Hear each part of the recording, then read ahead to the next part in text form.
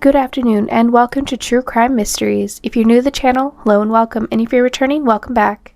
Just a reminder that if you could give this video a like and comment with your thoughts down below, that would be so much appreciated as it helps the channel to grow. And if you're not subscribed to the channel, go ahead and click the red button because I make more content like this, and hit that little bell icon so that you get notified when I post because I'm bad at keeping a regular schedule. But today, we are discussing 3 more cold cases solved by DNA evidence. Let's get into it.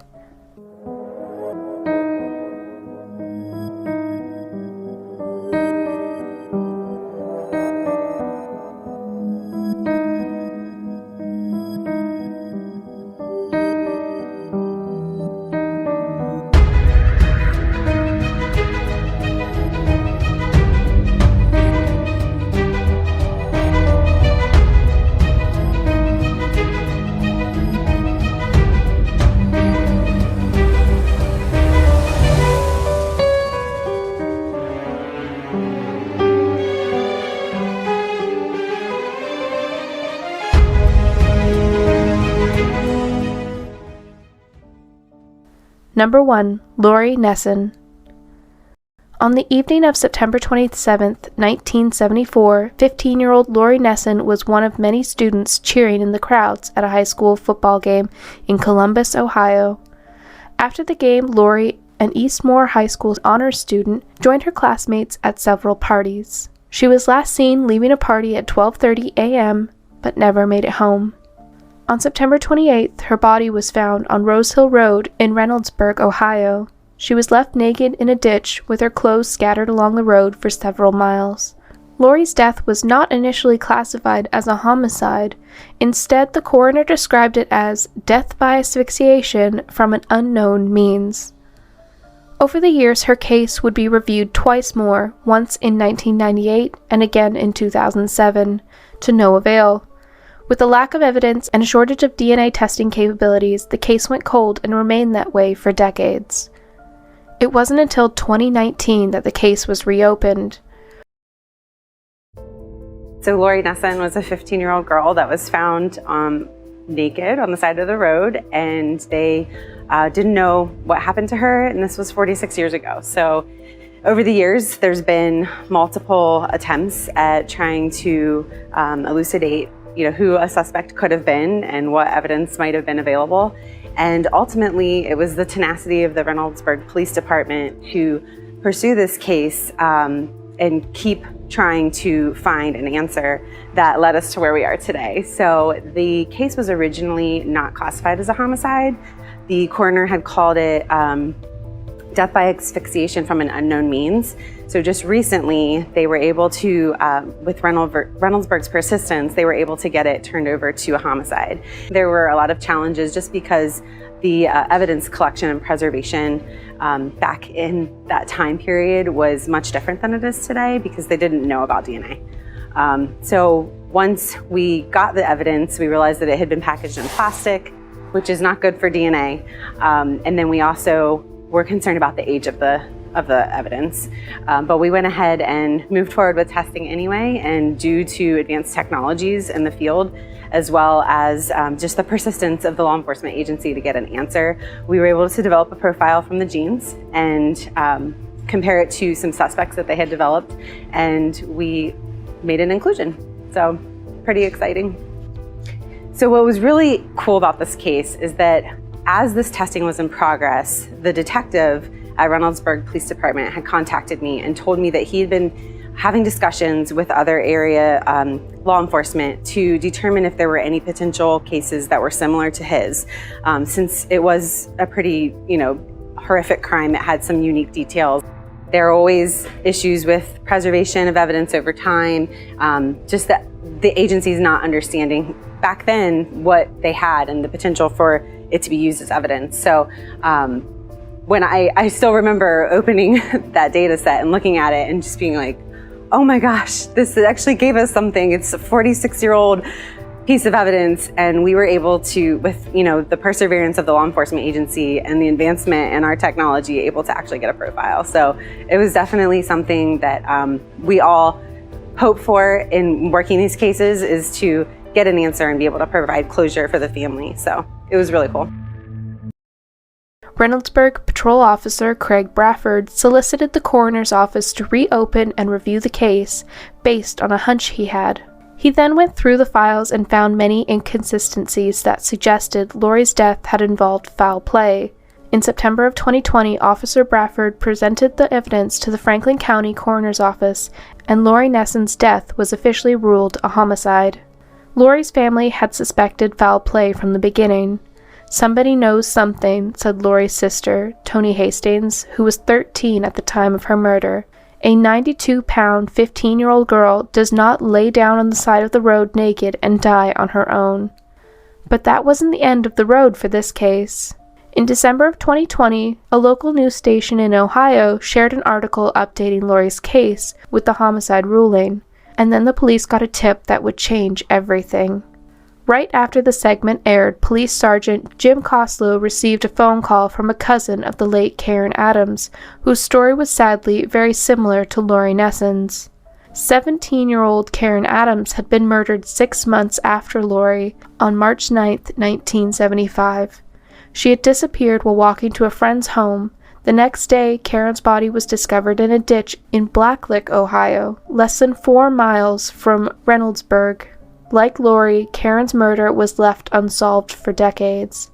Sergeant Coslow reached out to the investigator who helped solve Karen's case in 2011 using advanced forensic technology, which identified Karen's killer as Robert Mayer and Charles Weber. By the time Karen's murderers were identified, one of them, Charles Weber, had already died. Robert Mayer, on the other hand, was now 70 years old. He was arrested and sentenced to 15 years in prison for the murder of Karen Adams and died while incarcerated. Although they couldn't get a DNA swab from Charles Weber, his son offered a cheek swab to provide familial DNA that could confirm Charles was involved in Karen's murder. Detective Chuck Clark from the Franklin County Sheriff's Office told Sergeant Coslow he believed that these were likely the same 2 men who were responsible for Lori's murder. The Ohio Bureau of Criminal Investigation was then able to confirm Weber and Mayer were the same men responsible for Lori Nesson's death. Both men had a violent criminal history including murder, robbery, rape, and kidnapping. In 2021, Lori's family and friends gathered for a memorial to honor her life, which Gene Adams, brother of Karen Adams, also attended. Beforehand, Lori's sister Toni visited Lori's grave to tell her of her killer's identification and let her know that justice had been served. Lori, these are the pictures of the men who assaulted and murdered you. These were the people that took your life, and they are both dead.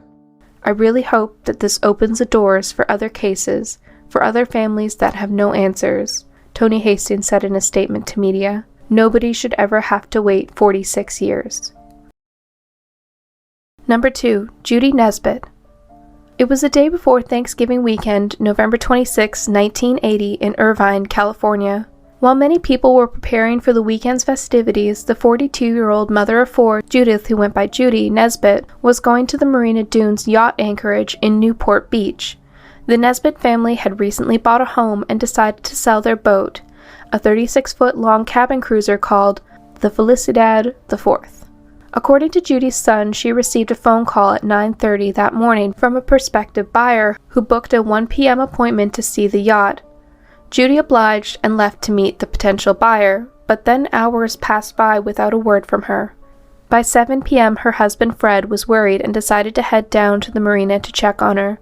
Upon entering the cabin of the boat, he discovered the body of his wife. Scene investigators found signs of a violent struggle, which they suggested culminated in Judy's death. She had been shot once in the head. While the boat had not been ransacked, cash, credit cards, and a checkbook were missing from Judy's purse, pointing police towards robbery as a motive. Hairs from an unknown person were extracted from the crime scene and kept as evidence, but since this was 1980, DNA testing had yet to come into the picture. Even though the Marina Dunes yacht anchorage was identified as private property, there were no security gates or security personnel on site. A fellow boater's cruiser had been stolen several days prior to the murder, but it was soon recovered by harbor police. After talking with local boaters and witnesses, police put together a description of a man who was seen inspecting the boat on the day of the murder. The man was described as 30 to 35, medium weight, and between 5'7" and 5'10". He had brown hair and aviator glasses. According to a Los Angeles Times article, witnesses also saw a man leaving the boat after they heard screams and a gunshot. This information was not immediately reported to police. Newport Beach police worked over the holiday weekend in an effort to solve the case, but aside from the suspect description, they had few clues to go off of, and so the case went cold. In 2002, investigators were able to build out a limited DNA profile based on the roots of the hairs found at the crime scene.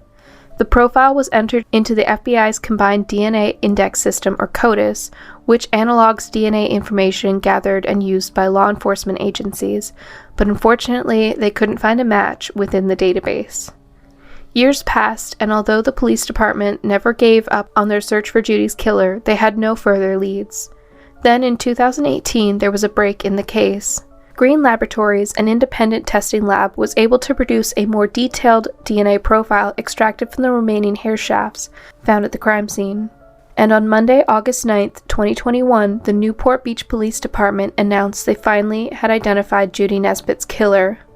Through the use of investigative genetic genealogy, new forensic crime-solving techniques, and the assistance of the genetic genealogist C.C. Moore, the Newport Police Department identified Kenneth Elwyn Marks as Judy Nesbitt's killer.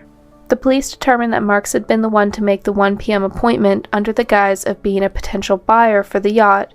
He then followed Judy into the sleeping quarters of the cabin where he accosted her. A violent struggle broke out before he murdered her, stole the cash, credit cards, and checkbooks, and fled the scene. Marks was not considered a suspect during the investigation and is not known to be connected to any other crimes. He passed away from cancer in California in 1999, though officers are still looking to see if he may be connected to other cold cases.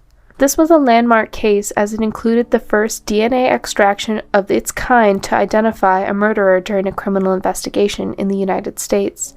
In a statement, Newport Beach Police Chief John T. Lewis said, "Kenneth Marks has passed away, but he no longer gets to hold the secrets of his deeds. Through incredible advances in technology and the tireless dedication of these investigators, we now have some closure for all who knew and loved Judy Nesbitt." Number 3. Denise Stafford. On the evening of October 12, 1985, 28-year-old Denise Stafford was home alone with her daughter in Sarasota, Florida. Denise was a new mom, and her husband Frank was working a night shift at a local bar called the Playground Lounge. While the exact timeline of the events is unknown, sometime between 11 p.m. that night and 3:10 the next morning, Denise was attacked and strangled to death while standing in her bedroom. Her body was found with her head placed at the foot of the bed, leading investigators to believe that she had been placed there after her murder. Police reviewed the crime scene as well as the Stafford's home and found no evidence of forced entry. This led them to believe that Denise knew her killer and that they had been let into her house. But they weren't able to produce a suspect, leaving the case to go unsolved for 20 years. By 2020, DNA and forensic technologies had advanced rapidly. Investigators remained convinced that Denise had been placed on her bed by her killer and that her clothing would contain traces of the killer's DNA from where they had to have touched her to move her. So in March of 2020, the clothes that Denise was wearing at the time of her murder were sent to be re-examined, and they found something. Foreign DNA had been discovered underneath the knees and around the ankles of the pants Denise had been wearing at the time of the murder, confirming the investigators' theory. Then in August of 2021, 35 years after Denise's murder, the Sarasota Police Department announced they had found her killer. The foreign DNA found on her pants belonged to convicted killer Joseph Megaletti. So who was Joseph Megaletti? Megaletti was a co-worker of Denise's husband, Frank, at the Playground Lounge. Over time, Megaletti had come to know Frank's work schedule and had met Denise and had visited them at their home. Denise had also received seat covers for her car from Megaletti. While he was considered a person of interest in the case at the time, along with a few other people, he was never officially developed as a suspect. Megaletti died in prison in 2015 at the age of 64 while serving a life sentence for the 1995 murder of former neighbor Kathleen Leonard. He had been arrested in 1999 and had been convicted in June 2001. Much like Denise's murder, there had been no sign of forced entry at Kathleen's home, and she too had been found lying on her bed. So why did Megaletti kill Denise Stafford? Civilian investigator Jeff Birdwell said while there's no clear motive, Megaletti was a known drug user and had a record of committing crimes to support his drug use. Maybe the motive was robbery. Maybe he knew the family had something, an item that he could utilize. I don't know the motive that brought him into their house in October of 1985. I just know the results. Maybe the motive was robbery. Maybe he knew the family had something, an item that he could utilize. I don't know. I don't know the motive that brought him to their house on October of 1985. I just know the results. While no official motive may ever be known, Denise Stafford's case was officially closed thanks to the decades-long work of the Sarasota Police Department and the many advances in forensic technology. Denise's mother, Dorla Nipper, described her daughter as a loving person who is missed by the entire family. She says, finding that Mr. Megaletti was the perpetrator and that he's gone, that he's not going to harm anyone else, that has been my healing cry from the beginning. I didn't want to see another mother go through what our family has. Finding that Mr. Megaletti was the perpetrator and that he's gone, he's not going to harm anyone else. That has been my hue and cry from the beginning. I didn't want to see any other mother go through what our family has. Investigator Birdwell issued a warning to criminals who think they've gotten away with their crimes, saying, "It's important for every suspect out there who hasn't been arrested to understand you haven't gotten away with it. We're still coming. You still need to look over your shoulder. With some effort on our part and with technology, your day is coming." It's important for every suspect out there who hasn't been arrested to understand you haven't gotten away with it. We're still coming. You still need to look over your shoulder, and with some effort on our part and with technology, your day's coming. Well, that is it for this video. As always, please give this video a thumbs up if you like the content and subscribe for more if you haven't already. If you've done all that and want to support me and the channel, we have channel membership as well as Patreon to get early access, members only content, and so much more. We also have merch and other goodies in the description box below, as well as links to all my socials. But until then, I will see you all in the next one. Goodbye for now.